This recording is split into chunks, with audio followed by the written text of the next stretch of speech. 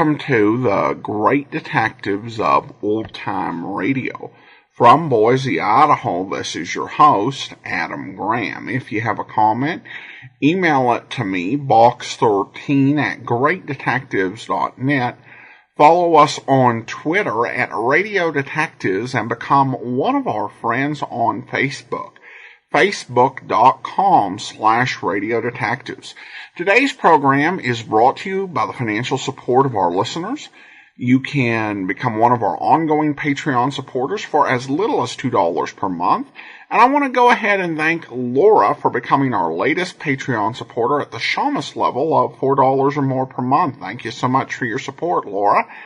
And you can also become one of our one-time supporters, support.greatdetectives.net. Use the Zelle app to box13 at greatdetectives.net or by mail to Adam Graham, P.O. Box 15913, 15913, Boise, Idaho 83715. Well, now it's time for an episode of Box 13, and the title is Tempest in a Casserole.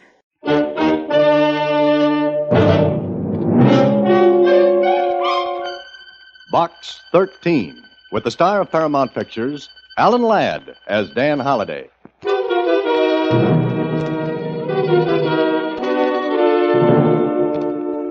Dear Mr. Box 13, care of newspaper Star Times, I am Nick Nerekios. For 20 years I own a restaurant and there is no trouble, and that is good. Now I got trouble and that is bad. One day I look through paper, I see Box 13, that you go any place, do anything you want adventure. All right, Mr. Box 13, you come to Nick's place, 2129 10th Street. You have no trouble finding it because it is only Nick's place in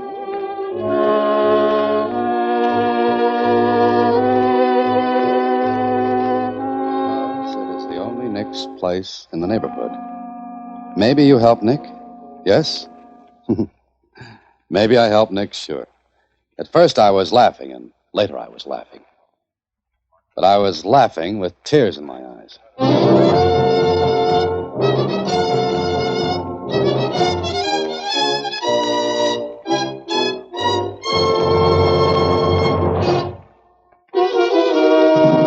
And now, back to Box 13 and Dan Holliday's newest adventure, Tempest in a Casserole. Nick, what's his last name, Mr. Holliday? Nerekios. Oh. Doesn't seem like anything interesting could come of it, does it, Susie? Well, I think you ought to go and see him. Why? I've had better letters than this, and you've thrown cold water on them. His place is on 10th Street. Keep going, Susie. What's your point? Well, I thought you could do me a favor at the same time. Uh-huh. What? Look, What's that? I ordered an earthenware pot from Caldwell's department store on 10th Street. And look what they sent me. It's cute. A little merry-go-round. A toy. I know, but it isn't what I asked for. What did you ask for? I told them to send me a carousel. You got it. I didn't. I got this. If you ordered a carousel, you... I do not think this is very funny. Susie, did you by any chance mean a casserole? I guess I did. The customer at Caldwell's is always right. You ordered a carousel, and a carousel you got. Will you take it back for me? No, sure. And even if Nick doesn't have anything interesting, I can do you a favor. So long, Susie.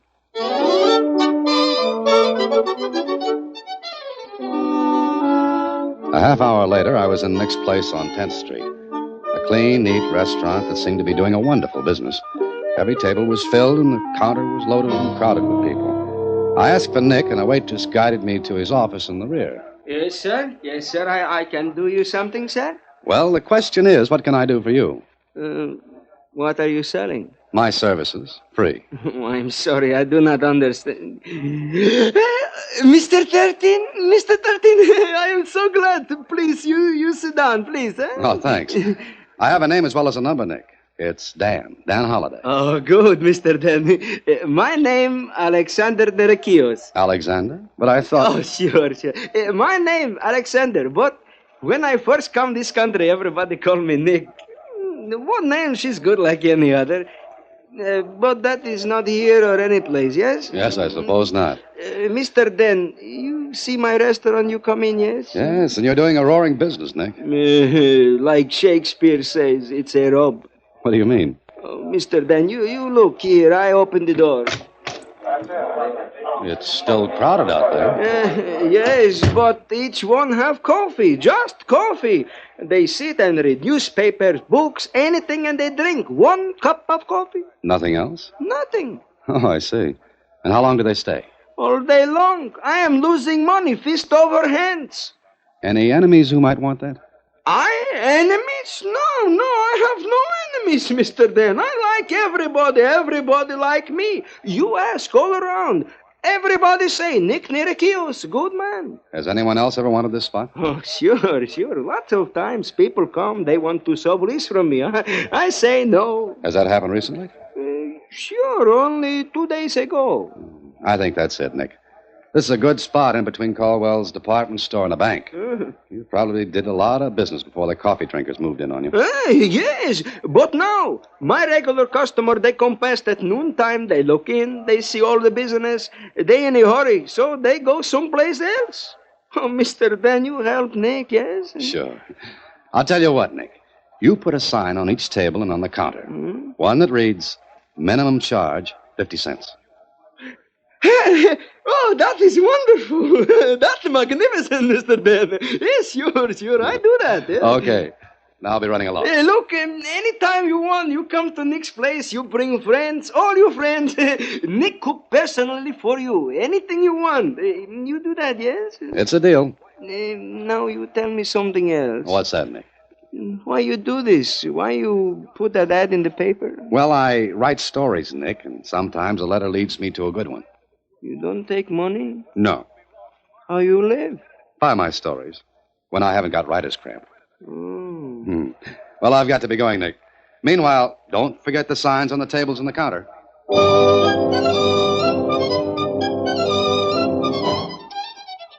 So, marking that little visit off to profit and loss, I went home. Then the next day at the office. You forgot, didn't you? Huh? Forgot what, Susie?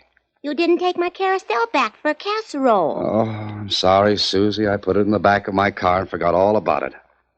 I'll do it for you, though. When, Mr. Holliday? Maybe today. All right.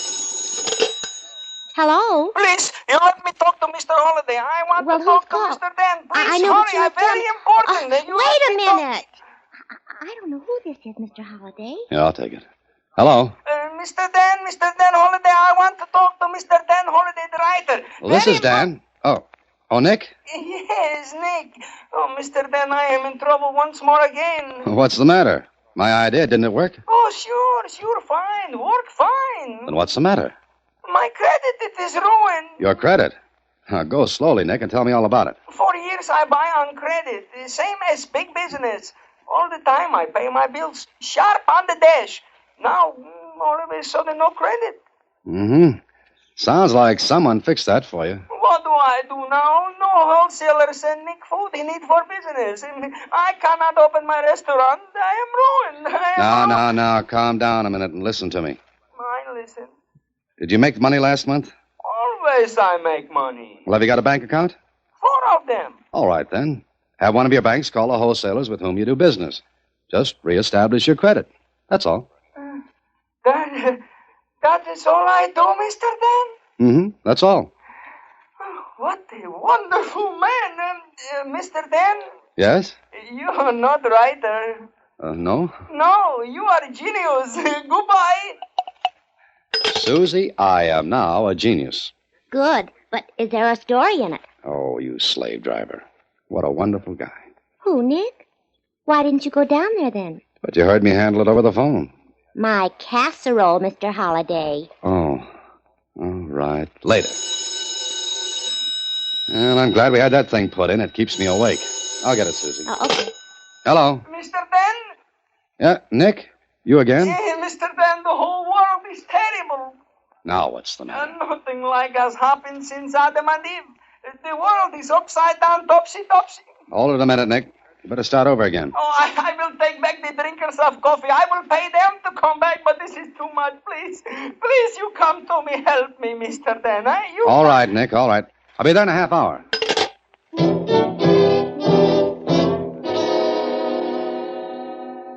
I hurried down to Nick's place, and before I could drive up in front, I knew something was wrong. The street was crowded with trucks and the drivers. The place was a bedlam. Horns tooting, drivers yelling at each other to get out of the way, and right in the center of it all, Nick. His hair was standing on end, his face was as white as a sheet, and his arms were flying around like a lunatic windmill. I parked in an alley a half a block away and walked toward Nick. No, these are not mine. I did not order 10 radios and jig boxes. Now, look, you're Nick here. Are you Nick? I am Nick. I wish I was not Nick. Hey, Nick, what's this all about? Oh, Mr. Dan, my friend. Look what has happened to me. Hey, mister, you know this guy, this Nick? Yes, I do. What is all this, driver? Yeah, just look at this bill here. It says deliver 10 radios and 3 jukeboxes to Nick's place. Now the guy says he don't order them. No, I don't, Mr. Dan. Hey, pull that hacky ears out of the way. I gotta get in there. Keep your ears in, wise guy. I'm here first. Oh, Mr. Dan, my restaurant is filled with things I do not order. Look, all up the street, down the street, trucks. Yeah, I see him, Nick. 2 pianos, 5 refrigerators, 19 beds. My customers are all gone. They are scared of the elephant. Elephant? Oh, what do you mean? Somebody send Nick an elephant. Oh, Mr. Dan, please, about an elephant is nothing funny. Okay, Nick. You go back into your restaurant. I'll take care of this for you. Oh, you do this, Mr. Dan. Nick is grateful. Yeah, sure. What would I do with an elephant? Well, I did what I could. I convinced the truck drivers with the help of 5 cops that a mistake had been made. It took over an hour, but at last the tangle was unsnarled. Radios, refrigerators, jukeboxes, razor blades, pianos, beds, whatnots, and the elephant.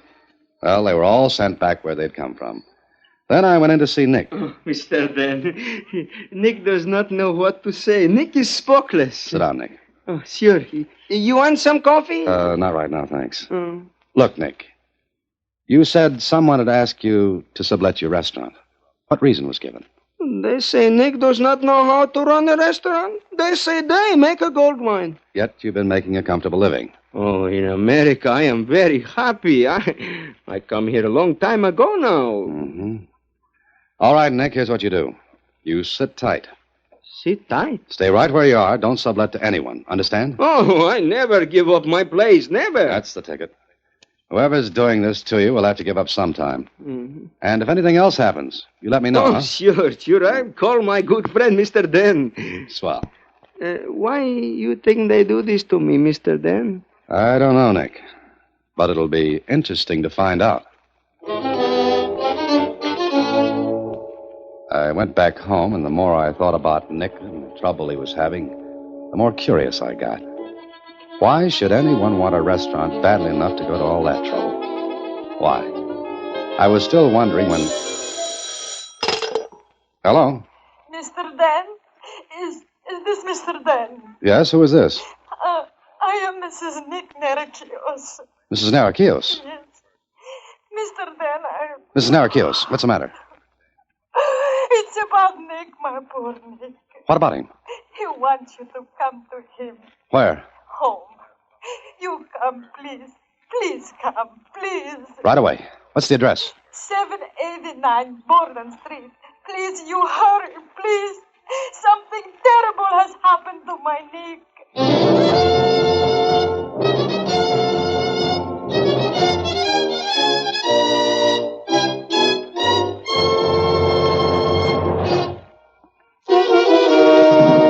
And now back to Tempest in a Casserole, another Box 13 adventure with Alan Ladd as Dan Holliday. I hurried to Nick's home. Whatever had happened to him was enough to make his wife almost hysterical. She met me at the door, her face stained with tears. She led me through the clean little flat and... Nick, here is Mr. Dan. Oh, my friend. Nick, what happened? Who did this to you? Look what they do to my Nick. His poor eyes, his nose. My Nick. Gina, you go out of room for a minute. Yes, I want to talk to Mr. Dan. Make some coffee, eh? All right, Nick. All right. I make you some coffee. Nick, how did this happen? Tonight I leave my restaurant. Always I take the shortcut through the alley back of my place. I walk for a little bit and somebody hit me.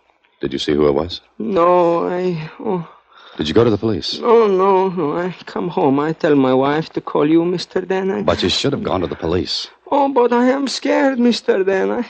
I read in paper that men who do this will also maybe hurt my wife. I do not want that, Mr. Dan. I do not want that. Nick, I want you to sublet your place. Oh, no, I do not do that. I will send my wife away where she will be safe, but no, Nick, stay here, like you say, sit tight. I not give up. You want me to help you, don't you? Oh, sure. And listen to me and do as I say. Sublet your restaurant. Sublet it and we'll see what happens.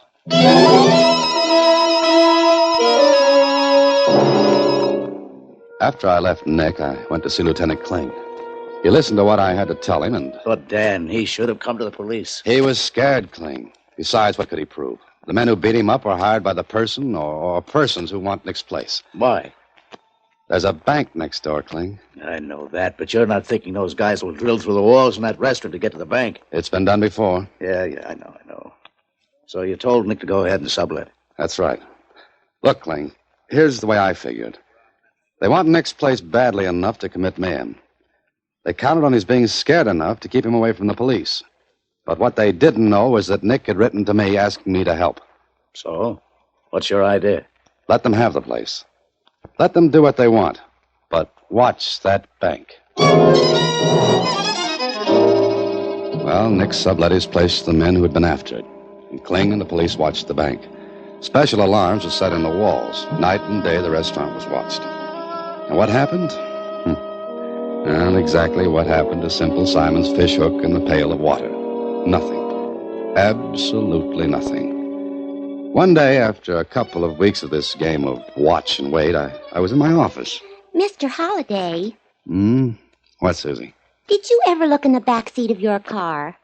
Back seat of my car? Why? Who's there? Not who. What? Well, what's this, 20 questions? My carousel is still in the back seat of your car. It's been there for weeks now. Oh, I'm sorry, Susie. I'm sorry. I hope I haven't held up your cooking. If you'll give it to me, Mr. Holliday, I'll take it back and exchange it. I wouldn't want to put you to all that trouble. No, Susie, don't be cross. I'll take it back today. I'm going to Nick's place anyway. Promise? Honest Injun and stuff. Fine. Now I can make baked noodles sometime. Good enough. I'll go right now. Oh, hello, Lieutenant. Hello, if it isn't Lieutenant Kling. Come on in. This isn't a social call. Look, Holliday, the department's pulling the men off the bank and the restaurant today. But why? Why? Because they needed someplace else. For 2 weeks we played Find the Gimmick because you had an idea. Now we're very tired. But that's what those men might be waiting for. Yeah, look, if they're going to make the pitch, they'd have made it. But they didn't. There's no sign they won't. Okay. So we know who they are in case they do. They wouldn't get 10 feet before we'd have them. Dan, we can't play anymore. Sorry. Okay. But I'm sure they're playing some kind of a fast game. Then you get in it. So long.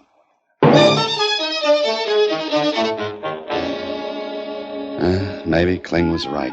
But then again, maybe I was right.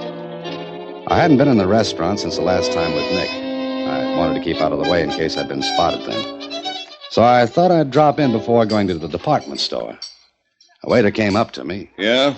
What'll it be, mister? Where's your menu? We ain't got any. No menus? Our customers can't read.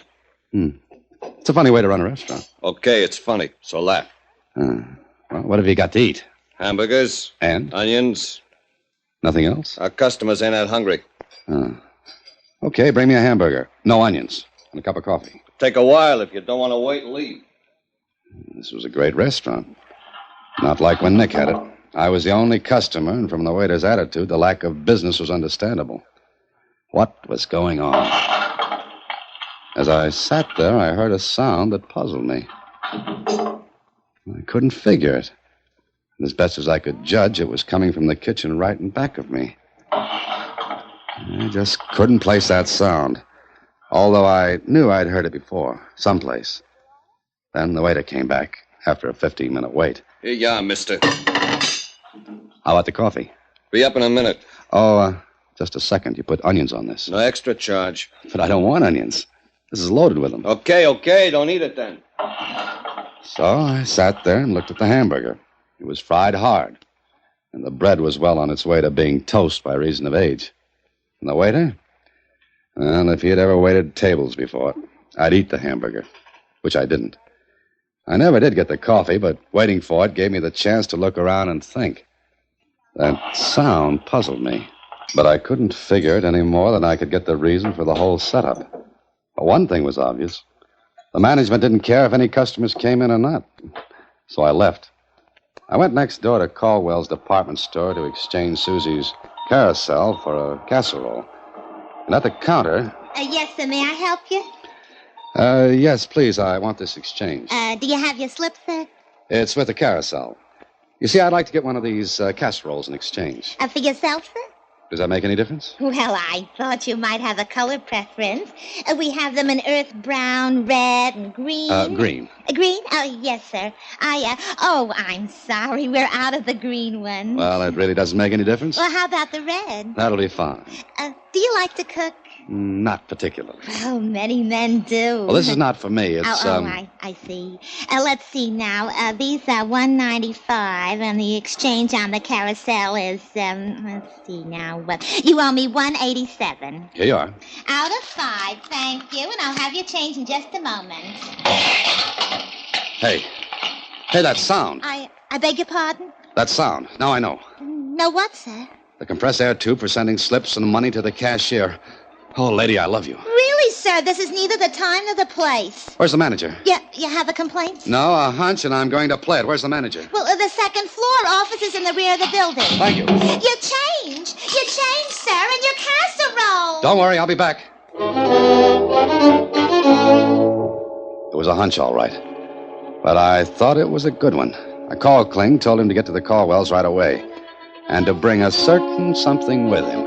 And later in the manager's office. But I don't understand, Mr. Holliday. That makes 2 of us, Mr. Bardo. Holliday, what gives?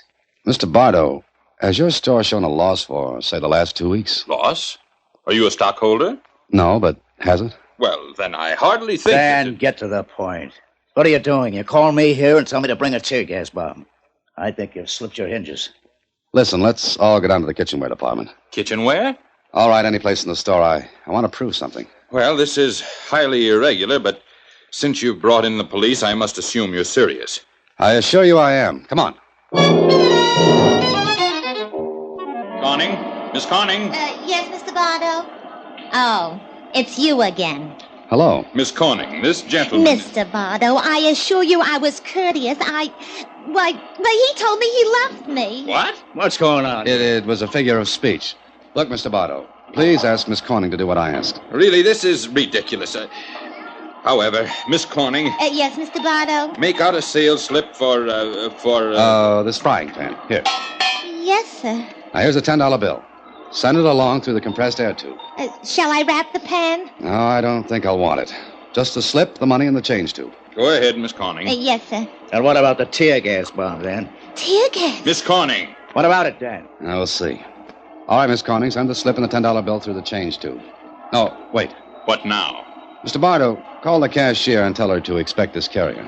If it weren't that the police, give me the house phone, Miss Corning. Thank you. Extension 490. Hello, Miss Roebling. This is Mr. Bardo. In just a moment, a carrier containing a sales slip for a frying pan and a $10 bill will come to you and... Mr. Holliday, why am I telling her this? Just tell her to do the usual with it. Oh, very well. Miss Roebling, handle the carrier as usual. Yes, thank you. All right, now what? Send the carrier, Miss Corning. Dan, will you tell me why I'm here? I'm on a perfectly good homicide case, and you drag me here to go through an idiotic... I think you'll see. How long will this take, Mr. Bardo? Oh, a few seconds. The store isn't crowded. Business isn't good today, not at all. Yeah, that goes for me, too. There's a carrier. Open it, Miss Corning. Yes, sir. Oh, the change is here, and your receipt for the frying pan. You sure? Of course, look at it. Dan, you just bought yourself a frying pan. Now you should go home and bang your head with it. Or let me. I don't get it. I thought I... Oh, excuse me, that's my extension. You thought you what, Dan? Hello? I thought I had a hunch about that. Now, you've taken up a great deal of our time, Mr. Botto, the cashier phoned. She said she didn't get the carrier. But that's impossible. There's the slip and the change. I knew I had a hunch. Kling, let me have that tear gas bomb. No, I give up. Here. Mr. Holliday, what are you going to do? Give me one of those carriers, Miss Corning. Thanks. Now, we'll put the bomb in the carrier. So. And gimmick it so that when the carrier's opened, the tear gas bomb will do its stuff. Okay. Send it along, Miss Corning. Holliday, you crazy? The cashier opens that, She won't get it. Go ahead, Miss Corning. Send it on. Mr. Botto, should I? Yes, send it. I'll warn the cashier by phone not to open it. Mark it with your checking pencil. Good. Come on, Kling, I'll buy you a hamburger. Next door. You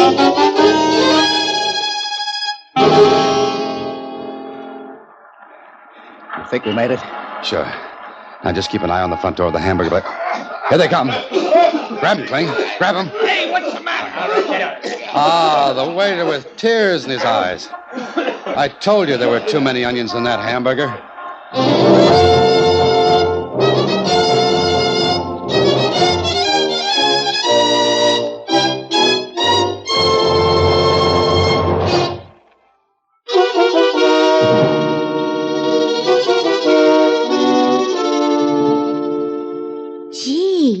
And those crooks were taking money like that? That's right, Susie. They had tapped into the compressed air tubes which ran through the walls of the department store in Nick's place. Were helping themselves to some nice, easy cash. They must have made a fortune. No, not a fortune, but enough. You see, if they had grabbed every one of the carriers, it would have spoiled the game. The store would become suspicious. Oh. But they work each city for a month, and they move on to another spot. What won't they think of next? Who knows? Now, excuse me. I've got a date at Nick's for dinner. Oh, Mr. Holliday. Hmm? Why'd you get a red one? Red what? Casserole. I like green. So, as long as you're going down that way, will you exchange... Oh, good night, Susie. Next week, same time, through the courtesy of Paramount Pictures, Alan Ladd stars as Dan Holliday in Box 13. Box 13 is directed by Richard Sandville, and this week's original story was written by Robert M. Light. Original music is composed and conducted by Rudy Schrager. Part of Susie is played by Sylvia Picker, and that of Lieutenant Kling by Edmund MacDonald. Production is supervised by Vern Karstensen. Box 13 is a Mayfair production from Hollywood.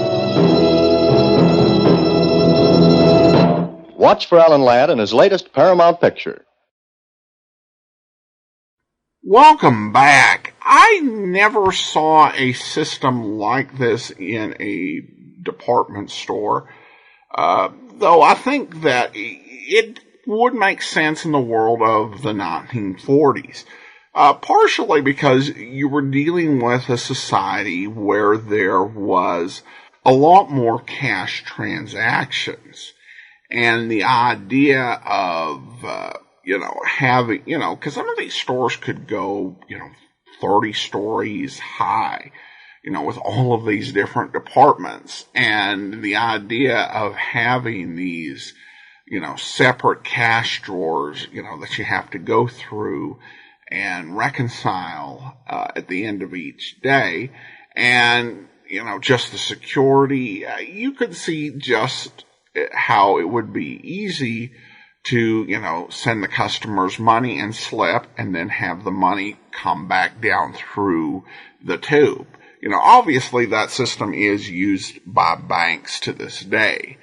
But I could definitely see it making sense in the context of a department store. Of course, by the time I was, on the planet, big stores, had seen, the growth and rise of credit cards instead of cash. And certainly that changed a lot of calculations.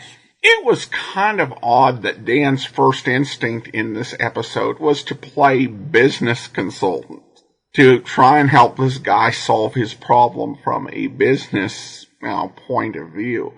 I think that once you have people sending elephants in, it ceases to be like a typical attempt to gain access to a commercial property. So I would have liked to have seen Dan engage a bit earlier, but he did get involved. I also kind of think it's just a little bit of luck that both of his transactions ended up being captured by the thieves. I guess there may have been a couple of possibilities. They were taking like every other or every third tube to come through or something like that. And he just got, incredibly lucky that both went over to the restaurant. Well, we turn now to listener comments and feedback regarding the episode 113.5. Nikita writes, good episode, and Bruce says, love Box 13. Thanks for doing the series again. Well, thank you so much, Bruce. And I also want to go ahead and thank our Patreon supporter of the day. Thank you to Deborah, Patreon supporter since December 2018. Again, thank you so much for your support. And that will actually do it for today. Join us back here tomorrow for the Airmail Mystery. And then we will be back next Monday, another episode of Box 13. In the meantime, send your comments to box13@greatdetectives.net. Follow us on Twitter at Radio Detectives and become one of our friends on Facebook, facebook.com/Radio Detectives. From Boise, Idaho, this is your host, Adam Graham, signing off.